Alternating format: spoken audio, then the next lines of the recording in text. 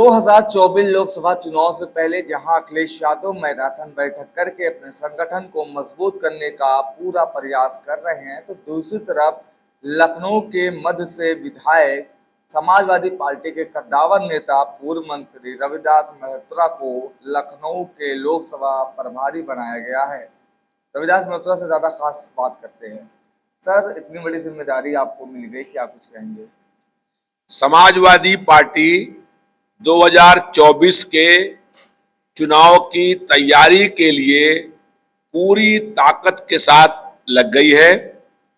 लखनऊ में लोकसभा चुनाव के लिए वार्ड प्रभारी, सेक्टर प्रभारी, पोलिंग प्रभारी और बूथ कमेटी बनाने का दायित्व मुझको दिया गया है। मैं पूरी ताकत के साथ कमेटी बनाने का काम कर रहा हूं। आज इस संबंध में 3 बजे समाजवादी पार्टी नगर कार्यालय में एक बड़ी बैठक आहूत की गई है। हम बहुत जल्दी ही वार्ड प्रभारी, सेक्टर प्रभारी, पोलिंग प्रभारी और बूथ कमेटी बनाने का काम पूरा कर लेंगे।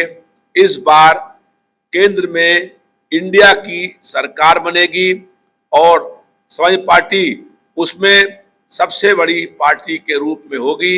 हमारी कोशिश है कि अखिलेश यादव जी देश के अगले नए प्रधानमंत्री हों। क्या रविदास मल्होत्रा अपनी मध्य सीट छोड़कर लखनऊ लोकसभा सीट से चुनाव लड़ेंगे? अभी जो पार्टी हमको दायित्व देगी, अगर पार्टी के राष्ट्रीय अध्यक्ष माननीय अखिलेश यादव जी मुझे चुनाव लड़ाएंगे तो पूरी ताकत के साथ लखनऊ के लोकसभा का चुनाव लड़ने का हम लोग काम करेंगे और भारतीय जनता पार्टी को हराने का अभियान लखनऊ शुरू होगा। हमारा नारा है कि 80 हराओ, भाजपा हटाओ, और इस संकल्प के साथ हम जनता की मुद्दों को लेके, जन समस्याओं को लेकर के हमेशा संघर्ष करते रहे हैं। इस बार जनता का मन बन गया है कि 2024 में परिवर्तन हो, बदलाव हो। इस बार पूरा इंडिया की सरकार बनाएगा। क्या माना जाए, एक तरफ भारतीय जनता पार्टी पूरी तरीके से समाजवादी पार्टी के कई ऐसे पूर्व विधायक, बड़े चेहरे, बड़े नेताओं को तोड़कर अपने पाले में ला रही है, तो समाजवादी पार्टी को नहीं लगता कि चुनौती भरा काम होगा? भारतीय जनता पार्टी का ईडी से, सीबीआई से, इनकम टैक्स से गठबंधन हो गया है और सीबीआई, ईडी, इनकम टैक्स और जेल का डर दिखा करके बहुत से नेताओं को डराने का काम हो रहा है।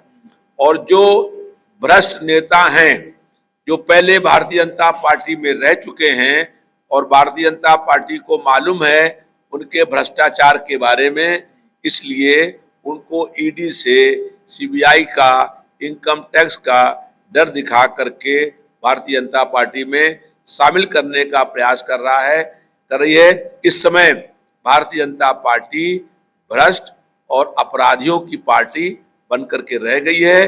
जो लोग संघर्ष करते हैं जनता के मुद्दों को लेकर के, वो हम लोगों के साथ हैं।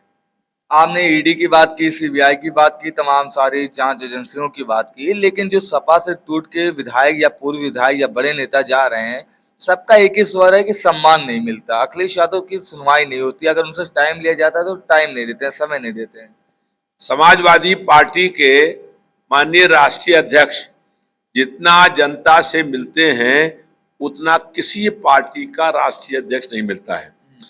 जो लोग ये आरोप लगा रहे हैं और किसी और पार्टी में जाएंगे तो उनका पूरा जीवन निकल जाएगा, वो राष्ट्रीय अध्यक्ष किसी उस पार्टी के से नहीं मिल पाएंगे।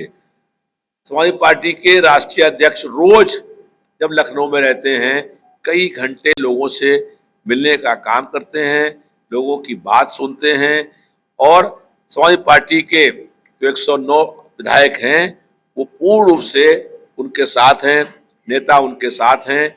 और अखिलेश यादव जी की अगुवाई में 2024 का चुनाव लड़ने की हम लोग तैयारी में हैं।